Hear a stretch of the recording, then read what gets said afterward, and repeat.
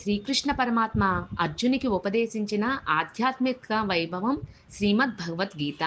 సకల మానవాళికి ఇహలోక పరలోక శుభాలను కలిగించేది, మానవ జన్మను సార్థకం చేసేది శ్రీమద్ భగవద్గీత.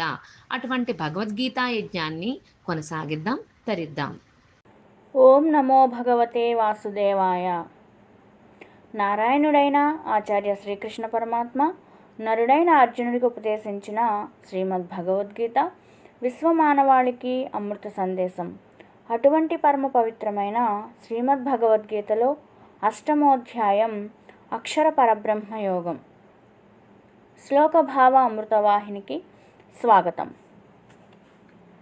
యదక్షరం వేదవిదో వదంతి విసంతి యద్యతయో వీతరాగాః అదిశ్చంతో బ్రహ్మచర్యం చరంతి తత్తే పదం సంగ్రహేణ ప్రవక్ష్యే.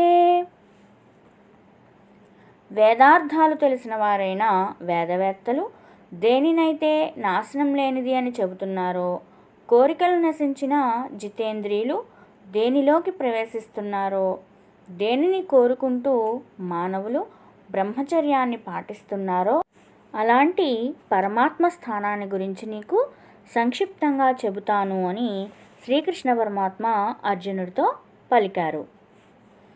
సర్వద్వారాణి సంయమ్య మనోహృది నిరుధ్య చ మూర్ధ్యాధ్యాయాత్మనః ప్రాణం ఆస్థితో యోగధారణాం.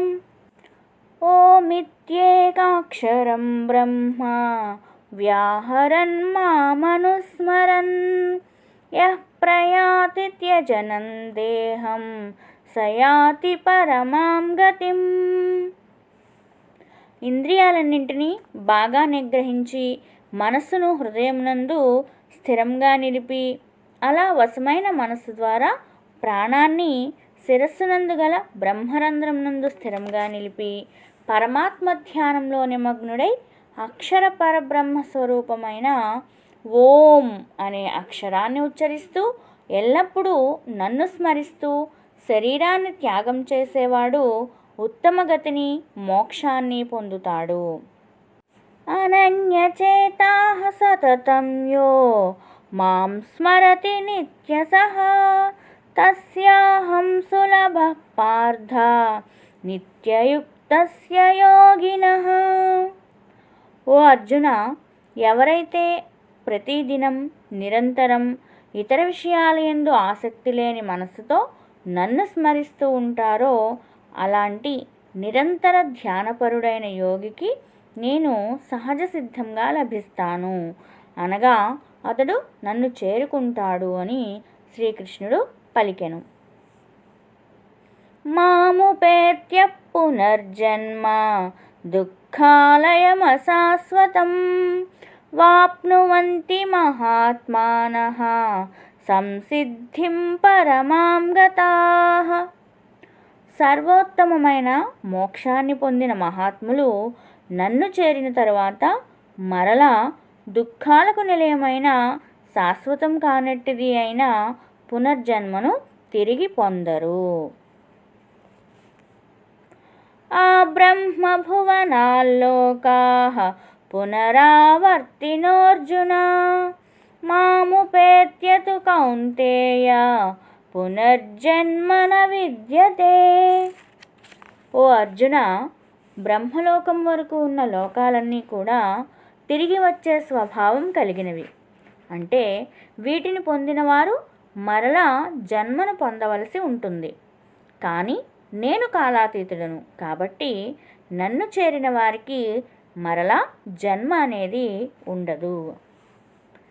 సహస్రయుగ పర్యంతం ఆహర్యద్బ్రహ్మణో విదుః రాత్రిం యుగ సహస్రాంతాం తేహోరాత్రవిదో జనాః.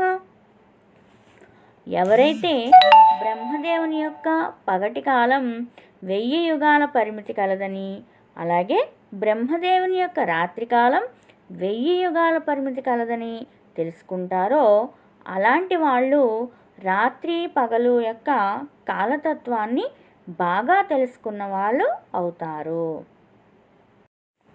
అవ్యక్తాద్వ్యక్తయః సర్వాః ప్రభవంత్యః రాగమే రాత్ర్యాగమే ప్రలీయంతే తత్రైవావ్యక్తసంజ్ఞకే.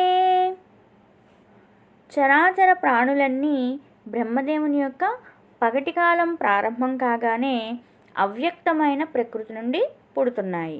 మరలా బ్రహ్మదేవుని యొక్క రాత్రికాలం ప్రారంభ సమయంలో అవే ప్రాణులు తిరిగి అదే అవ్యక్తంలో లీనమవుతున్నాయి.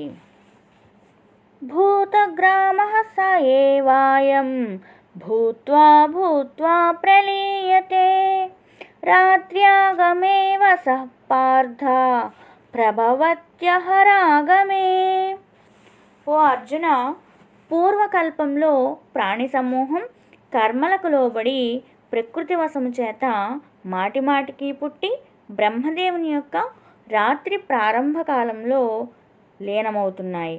తిరిగి బ్రహ్మదేవుని పగలు సమయం ప్రారంభం కాగానే పుడుతున్నాయి అని శ్రీకృష్ణ పరమాత్మ అర్జునుడికి ఉపదేశించారు.